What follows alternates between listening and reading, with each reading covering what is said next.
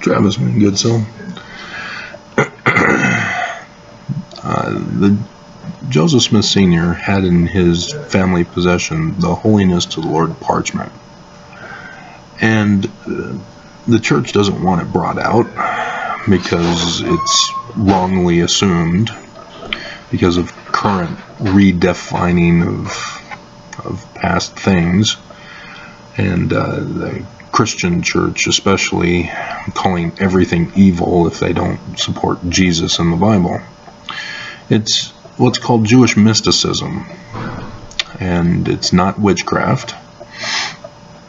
It's a completely different religion,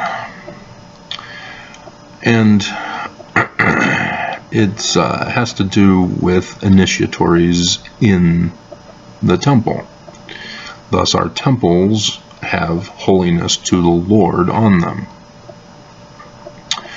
And in the initiatories, we become kings and queens, high priests and high priestesses unto the Most High God, hereafter to rule and reign in the house of Israel forever as Christs, as we take upon ourselves the name of Christ in that process. But once you mix Christianity with it, all of a sudden it becomes evil and blasphemous and unholy. And so you got to understand, Christianity is religiously bigoted and racist, especially towards Jews and all things Jewish. And that's what this is. This is Jewish mysticism. Because Joseph Smith Sr. in Vermont was a part of what's called the New Israelites. And this is not an official paper for you guys. Understand this. I'm talking to you as a man talketh to another. I'm trying to reason with you, trying to teach you and help you understand. But I give you the clues in what I say. When I say the New Israelites of Vermont, you know how to Google search New Israelites, Vermont. Boom, there it is. And you'll see Joseph Smith Sr. in there. But like I said, Wikipedia is not complete, it's not accurate, and they're missing Jewish mysticism from it. But it's me who's made the connection because I know about Jewish mysticism. And we're going over that here in this video for you. And so there's lots of different signs, but there's signs of the heavens as designated. And Jupiter is a part of that as well. What this is a star chart. They were into astronomy, and if you were to go to the Joseph Smith translation of Revelation chapter 12, verse 1, it adds in at the beginning, sign in the heaven in the likeness of things on the earth. And I did an example for you this week, as yesterday I did the video for the fulfillment of how that works. And so as much as people think that it's witchcraft in the sense that there are spells that are cast, and protections, and it's just not Jesus, Christianity needs to get over their beam, accusing others of their mote. Because Christianity is the exact same thing. They just name their God differently, and for the prayers or like spells. It's the exact same process. So they need to get over themselves and start acting more human and humane. And the reason why Jupiter is involved is that in Revelation chapter 12, verse 1, 2, and 5, and you have to go to the Joseph Smith translation to see that they bumped up verse 5 to verse 3. And in so doing, they designated that sign in the heavens as a star chart for when this sign in the heavens would occur, the day and the hour. And I know Matthew, and then the Joseph Smith translation of Matthew 24 keeps in the redactor of the author of Matthew's inserted thing of no man knows the day or the hour. If you were to actually do linguistic research, you'd see that that is inconsistent with the pattern of speech given by the original author. And so we know that somebody later on came in and put it in when they were copying the document from one document to another. I just threw it in. Sort of like the meaning of Emmanuel in Matthew. Again, that redactor, reveals the time period of when he's putting that in as a much later date, because God with us, no. That is wrong, and reveals the date when it was put in, because that was a much later addition. And so the child that is born is in outer space. It's a sign in the heavens, and so it has to be one of the 5 visible planets.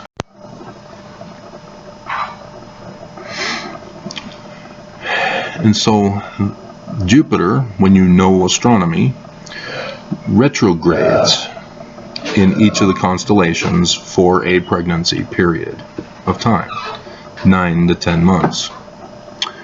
And all women know that sometimes the first child is a little bit longer than expected, because he's got to rip open the woman's innards.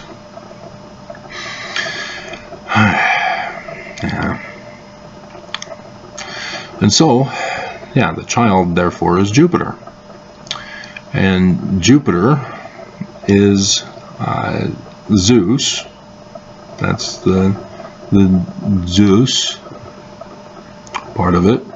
And then Pater, the father Zeus. And as Mormons, we know that Joseph Smith refers to Amun as son Amun. Likewise, there's Father Jupiter and Son Jupiter. It's that concept of the Father and the Son having the exact same name. 2 Nephi chapter 3, Joseph, son of Joseph. And so the Romans clearly are attributing Jupiter to Zeus, attaching the same connection. And I'm the one who's made the decipherment of Paleo-Hebrew, and in so doing have discovered that Yah in Paleo-Hebrew spelling is pictorially the same as Zeus. The us at the end, that's the masculine singular ending for Greek. And Paleo-Hebrew does not have that form to designate masculine singular. They use a different process. And so what you have then is Za and Yah, and they're pictorially the same, which means Yah is not pronounced Yah. That's when it became assimilated into Babylon with Semitic language, as it is called because of the Bible, which is incorrect, because Shem means the name, and the name is Amun from the Egyptians, and Amun obviously had Egypt, and yet you have Ham, who's Kem, and Kemet is the land of Egypt. And so you can see what they were doing with the Bible, and thus identify the time period of when the Bible was written, which was during the Roman period. And so what information is there is not literal history. And for Christians to demand that our school systems conform and comply to the Bible as literal history for our science classes is an abomination, as Joseph Smith referred to it as.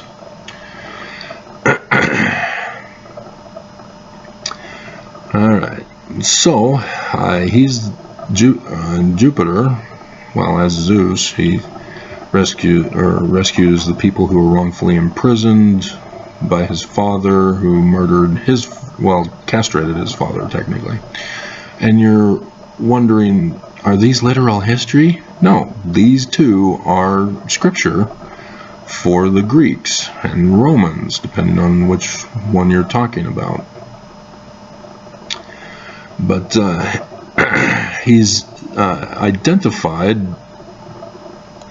as symbols of lightning bolt, eagle, and oak tree. And that's very important when you're going through your scriptures that are written during the Roman period time. Case in point. So remember, lightning bolt, eagle, oak tree. In Matthew chapter 28. Alright, it talks about the resurrection of Jesus. Are we sure it's Jesus? And behold, there was a great earthquake in verse 2. They're at the sepulchre. For an angel of the Lord descended from heaven. It's a sign in the heavens that's going on. He rolled back the stone from the door and sat upon it. His countenance was like lightning. Jupiter. His raiment is white as snow. Ta-da! The angel answered and said unto the women, Fear not ye, for I know that ye seek Jesus, which was crucified. The crucifixion, they say, it was the cross. And it wasn't a cross back then. That's not a Roman practice. It was the pole. So when they say cross, it's a symbol of something that they're talking about. And as you can see, signs in the heavens are associated with a cross. And so, yes, that's why I tell you guys, 8 April 2024. Day and hour. And yet Matthew insists, no man knows the day or the hour. And it's a cop-out for people to say, oh, well, hey, Jesus didn't show up. Well, it's not the second coming then. We'll just have to wait. And it'll be in our grandchildren's generations. No, it's a cop-out. They give signed dates in the heavens. We're going to get to that too.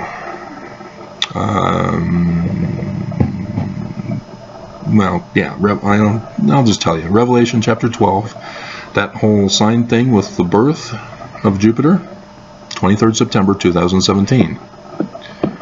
Exactly. We're in the latter days, as designated by John in Revelation. We're in it. It's now. That's why all the prophecies are being fulfilled right now in this time period. There have been others that have happened in other time periods, but not all of them, because that was not the designated time by John in Revelation. So yes, the sun has darkened in other time periods. The moon has turned to blood in other time periods. Stars have fallen from heaven every year. Pretty much every month, there's something falling from the sky. And so, no, those were not in the designated time period. You need to have the time period established. Joseph Smith Sr. knew about the time period and associated with Revelation, as the New Testament documents were Jewish Messianic literature. They were not Christian documents of Jesus. That was designated by Constantine, who changed them. Thus, Joseph Smith refers to Constantine's creation of Christianity and Jesus as the abominable church with the abominable Christ. But he's also a dualism in that anybody who takes over Joseph Smith's church and refers to it as the Church of Jesus Christ of Latter-day Saints is likewise the great and abominable church with the great and abominable Christ, led by the false prophet, that John the Revelator talks about as well in his book. And thus the Book of Mormon. John this, John that, Read his book, In from the Future. I've spoken to John about it. All of it is in Revelation. And likewise, 1 Nephi chapter 1. There's John's chapter 12, verse 1 to 3 in the Joseph Smith translation. 1, 2, and 5. And give it to us right there. At the beginning of the book is 2017. Alright, and so Doctrine and Covenants, section 110. This is the Kirtland Temple. A whole bunch of different Amens, Yahs technically.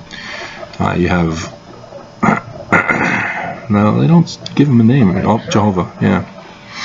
And so what you have then in verse 3, his eyes were a flame of fire. Yeah, because sun and moon, the sun is a flame of fire. The hair of his head was white like pure snow. His countenance shone above the brightness of the sun. Amen, the sun at noonday. And then they call him Jehovah, voice of Jehovah, which is Yah, the Hebrew God. And then you have Elishua corrected, because he had to refer to the book of Abraham. And Yahshua is Yah of salvation. Jesus is Yahashua, Yah of salvation, or God of salvation. Wait a minute, yeah, Yahshua. Yeah, God of salvation is Elishua. Yahshua is Yah of salvation. It's too early in the morning, and I slept in. Needed to catch up on sleep yesterday. And then Elijah, the God Yah. It's a play on words, or names technically, meaning names. Names meaning. And so yes, it did not happen. It's trying to teach us something as Mormons. And all Mormons are stuck on Jesus, and so they miss it. And then Pearl of Great Price, Joseph Smith history. Nephi, right? Joseph Smith papers, you now all know about it. You're all going to it now to refer to it, to make the corrections that need to be corrected. Nephi appears to Joseph Smith in his bedroom. Did not happen. He's trying to tell us something. This is the learning of the Jews. He's writing in the learning of the Jews for us. Not only was his robe exceedingly white, but his whole person was glorious beyond description, and his countenance truly like lightning. Jupiter, which is Zeus, which is Yah, which is Amen. And since Amen is the oldest of them all, the origin of them, Amen is what's being referred to here, even though it's referring to the symbol of Jupiter. And let's go now to section 85 to show it again. Who is the one mighty and strong? Well, you see in verse 8 that the false prophet is going to die, as Deuteronomy chapter 18 refers to after talking about a man like Moses. And so the one mighty and strong is the man like Moses from Deuteronomy's prophecy. And so the false prophet is the one talked about in Deuteronomy as well. And here he says that he's shall fall by the shaft of death for touching the Ark of the Covenant, which only the true president of the church can touch, who has the keys of Moses, not Peter, like a tree that is smitten by the vivid shaft of lightning. Jupiter, Zeus, Yah, Amen. A man like Moses, the one mighty and strong. They're all the same person. And so Emmanuel, in case you didn't know that that's his name given by Isaiah. And so when Joseph Smith explains to Mormons that in the future there will be section 103 verse 16, Therefore I will raise up unto my people a man who shall lead them like as Moses.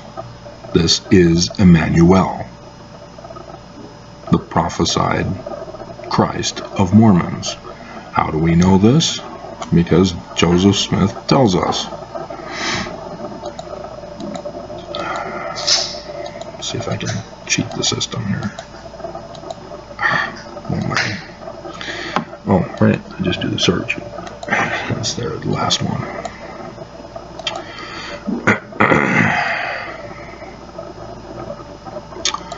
Alright, so he talks about Elijah and adds in utterly wasted at his coming. The Mormons need to hearken to him, because the Mormons don't hearken to him. Utterly destroyed, cut off, to the cut off video the other day. Then he quotes from Acts. That refers to Deuteronomy that I've been talking about. And then he says, that man like Moses, which is referred to as a prophet, was Christ. So first vision, Christianity, Jesus, an abomination of Constantine. Nephi is now telling Mormons, through Joseph Smith, writing in the Learning of the Jews, who our Christ is. It's mortal man. Alright. What else we got here for you? Let's get stuff off the screen. So we did the Holiness to the Lord. Jupiter Talisman. Do you now see why a friend would give it to Joseph Smith? Because he knew he was into that kind of thing? Yeah, it's not witchcraft. Jewish mysticism, having to do with the temple initiatories. Becoming Amen, becoming the Christ. And Christianity, through Constantine, designated all of that as evil and satanic. And none of it is. But when temples are destroyed and they're not being rebuilt, people have to make excuses and justifications for why their religion is still true without the designated features that would make it true. And there is only one true church in the universe. That's the Egyptians. They were first. All religions since then were from migrations out of Egypt throughout all the world and de-evolved the religion. And so now none of you know what the sacrament is for, which is communion of the bread and wine. For Catholics, they have multiple sacraments, which are sacred rites. And so, yes, different languages, different names, like I've gone over with the name. Roman period, his name was Jupiter. And Zeus for the Greeks, Yah for the Hebrews, Amen for the Egyptians. And it's the first religion that you refer to. But if you're speaking in terms of the Greek religion and Greek stories, then you need to refer to them as the Greek. But as long as everybody understands it's Amen, no problems. And so, yeah, that's why I tell you, because of Revelation chapter 12, verse 1, the 23rd September 2017. Let's go over that for you.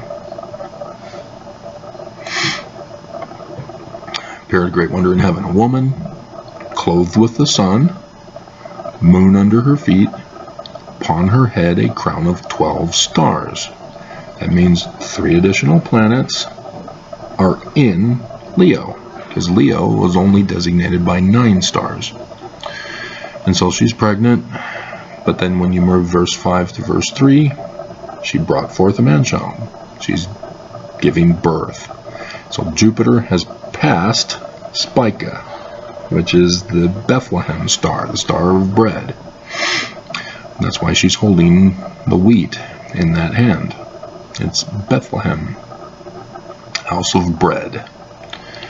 As she's female, designated as a house in Egyptian.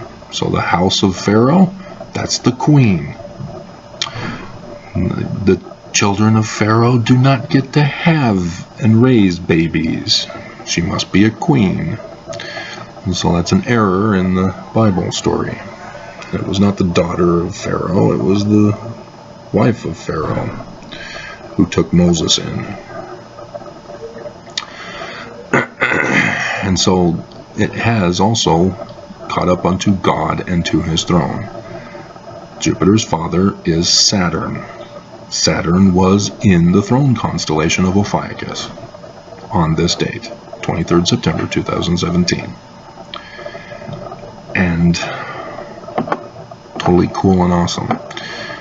And Matthew knew the day and the hour too.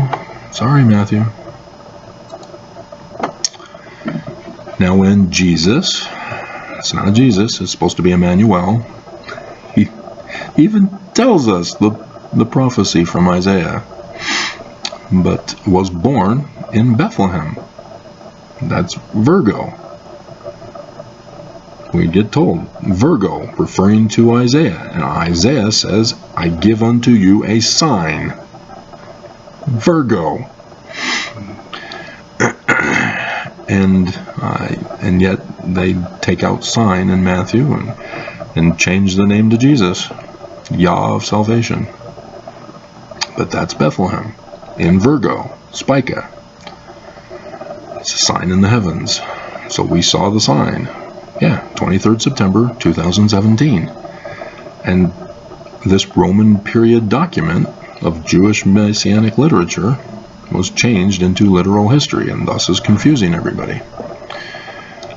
And so it's just referring to what John in Revelation is telling us with the exact sign. This, they're telling it in story form sign. Like Samson gives us the 3 latter-day solar eclipses that we know from solar eclipses only occur in a certain part of the world. And it's all in the United States. Samson is about Ammon, which Joseph Smith says is a Mormon, in America. And they knew that when they wrote the book of Samson. They know 23rd September 2017 when they wrote Matthew. They knew this. And the Egyptians knew it too. And the Egyptians go back way, way back. Many, many millennia. They knew America and the dates. And I know this because I did the video when I got my calendar, Egyptian religious calendar, the 21st of August 2017. The first day of darkness, 3 days of darkness, Samson, 3 days of darkness, 3 days of darkness, Moses, Matthew even. The gospel stories, they talk about it as 3 hours of darkness after he dies. The death sign, the 3rd day of darkness. That's why the cross is a cross instead of the pole, because the first and the last day of darkness cross in southern Illinois. In America. They all knew this. That was not lightning. And that was not somebody bumping something. That was like an explosion.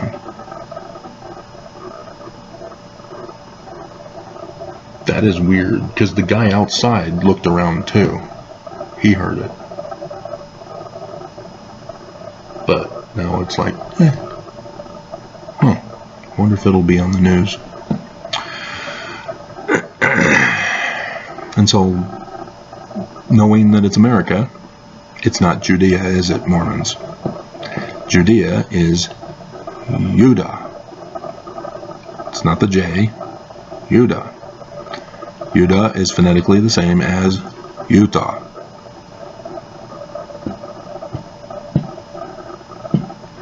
And so he's not actually born. This is the start of the latter days.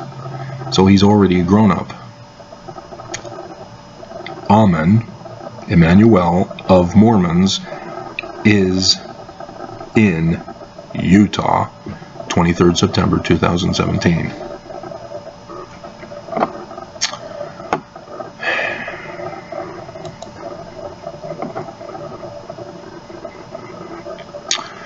In the Book of Mormon.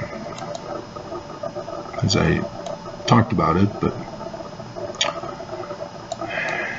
Lehi has a dream, sees the heavens open, God sitting upon his throne. That's Saturn in Ophiuchus. And he sees Amun, Jupiter, and then 12 others following him. 23rd September 2017. He sees it. Does he see 8 April 2024? No. But the author of 3rd Nephi chapter 11 did.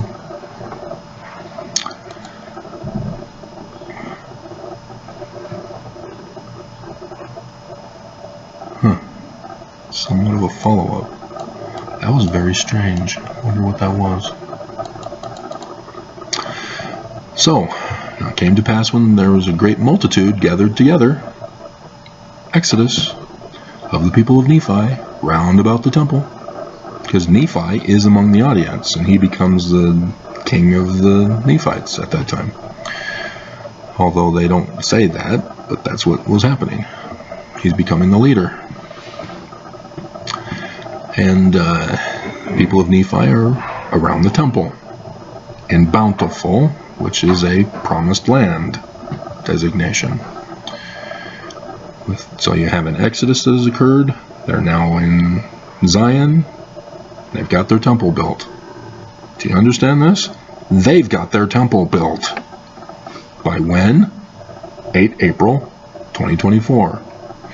A sign of his death. And then he comes from outer space, flying on a horse. And so now there's a interesting fire departments here. So maybe there was some kind of thing that happened here. Weird. So we go to Revelation chapter 19.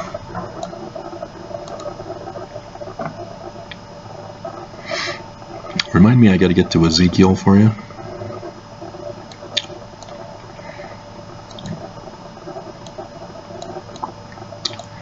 And so he's talking about the supper of the Lamb, which you have to sacrifice the Lamb, don't you? Where's Jupiter on this date? Oh, in the Lamb constellation of Aries, the Ram. Ram and Lamb, same thing. And marriage, supper, wedding feast. Wouldn't that be great? I remember what it was like to be married for a brief moment of time. Twice over. And then they try to change. They change themselves. They try to change you. And the whole marriage is destroyed because they employ Lucifer's plan of happiness. Change people to do their will. And let's see, there's the white horse in verse 11, and that's Pegasus. And Pisces is overlapping on the seat of Pegasus. And so, what's going on? Well, that is verse 17. And I saw an angel standing in the sun. Because he's on the white horse, he's the sun, and sun at noonday, Amun, on the horse, which is in Pisces, and now an angel stands in the sun, the moon. We're looking at a solar eclipse here, 8 April 2024, in Pisces, on the back of the white horse. As Jupiter is in the Lamb constellation. That's why he's called the Lamb. It's because we're referring to 8 April 2024, when Mormons will have been involved in an exodus and have built their temple in the land of Zion. And where's Zion? Well, Salem marks the path of where it's to be located if you can't figure out from astronomy of the solar eclipses. Everybody made it very clear for Mormons, and yet because we're Jesus, we all miss it. Okay, I almost forgot. You didn't remind me. Ezekiel.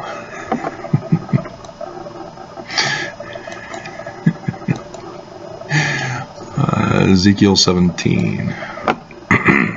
Ezekiel is putting forth a parable. So it's not literal. Alright, the house of Israel. Mormon rep. Mormon rep. Thus saith Yahweh of Elohim, a great eagle, Jupiter, great wings, long wing full of feathers, diverse colors, came unto Babel, Lebanon, Beirut, Lebanon, and took of the highest branch, the branch, in Isaiah and Jeremiah and some other texts, of the cedar. Remember oak tree, also a part of Jupiter. Here we have eagle, and now we're talking about plants, and it's supposed to be an oak tree. No, not oaks. He's the false prophet of the Great and Abominable Church. It's not him. He's the imposter.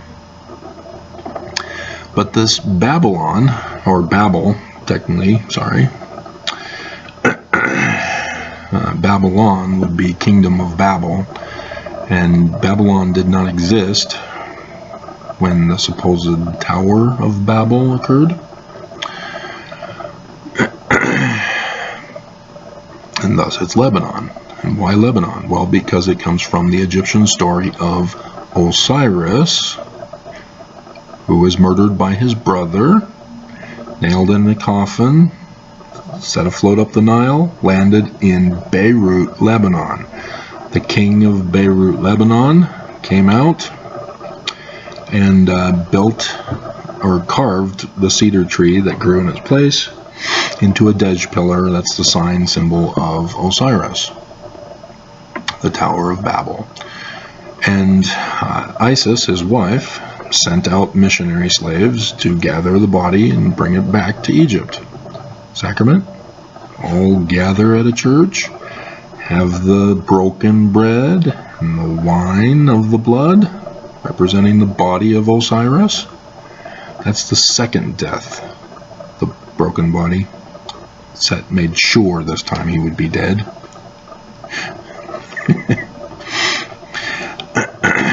And thus Mormons would internalize the body and blood of Osiris as women give birth to babies, thus the prophesied Mormon, who would be the Christ for Mormons in the latter days. And men likewise also give birth to the branch, as set in the battle of the latter days between Horus. Horus impregnated Set by giving him a salad with special sauce, and Set gave birth to the branch, and so that's where the sacrament comes from. And there it is being talked about here, referring to the Egyptian story, the origin of religion. And so cropped off the top of his young twigs and carried it into the land of traffic. We know it's America now, don't we? And so he's a descendant of Osiris from Egypt, as all humans are. But he's now being born in a land of traffic, city of merchants. And because we know that Jupiter's involved here, because there's the eagle, and we're seeing trees, where are there oak trees in America? Oakland, the land of oaks. That's where he's being dropped off. That's where his nativity. And so he's born in the city by Oakland, but Oakland is his birthplace. And already we're starting to have problems here. So let me put this up so I can see the screen. It's not doing very well. And so then he's moved. So he's born in Oakland, or his nativity is Oakland. It's either San Francisco, Berkeley, one of those places nearby. I think it's Berkeley near Oakland, isn't it? Seriously? Did I click on it or did I not? It just takes so long. So frustrating. They're supposed to improve the system over time. They're not supposed to make it worse over time. It's just so frustrating. The businesses don't care about their products. They just want money from us. Perpetual money. Oh, this is taking so long. Got the white screen. They don't even show a buffer thing.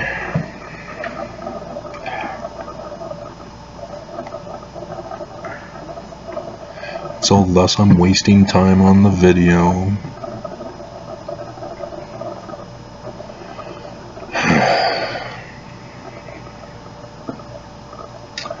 Maps.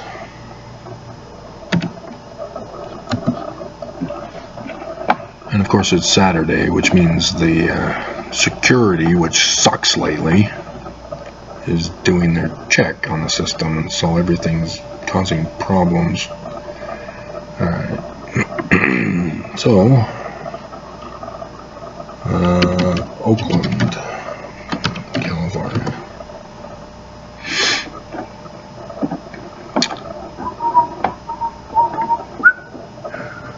Okay, there's... Oh. Yeah. It's got Berkeley to the north. You got to cross over the bridge to get to San Francisco. So most likely it would be referring to Berkeley. But yeah, the city of merchants also would be San Francisco. That's technically the whole area. Huh. Fascinating. Children's Fairyland. Alrighty. Fun times in the big city.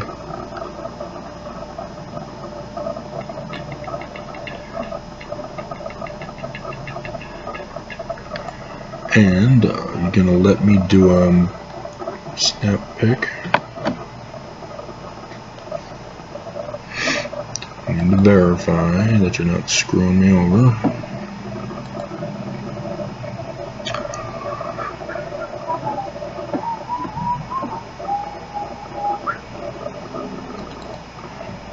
Should be in that file.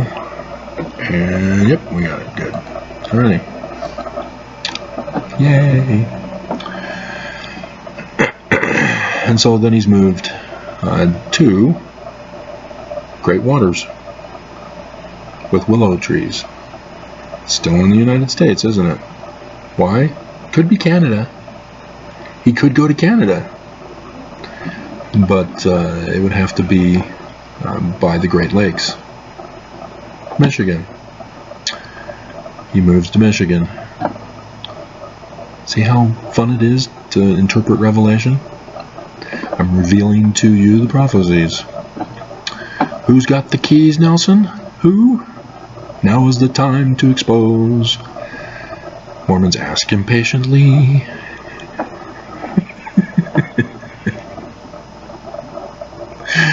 Who's got the keys of Moses? It's actually a gift. Those are the gifts. Prophets or revelator, translator are gifts. They're not the keys. The key is Moses' key. And Moses' key has the gifts of prophet, seer, revelator, translator. I've gone over with you. That's science keys. They're science gifts. Knowledge of science. Because prophet is making scientific predictions for the future. Seers, an anthropologist involving all the scientific fields of the past, present, and future. Revelators, signs in the heavens, interpretation. That's why I put key of Revelation for you in the title last night. and then translator. That's obvious science. And so, alrighty. Now see how it all works. Trying to think if there's anything else, and there isn't. Gotta remember to add the 2 videos to the one. So yeah, we're looking at an hour for this one, aren't we? Dear God. And yeah, I have to deal with probably have to restart the computer.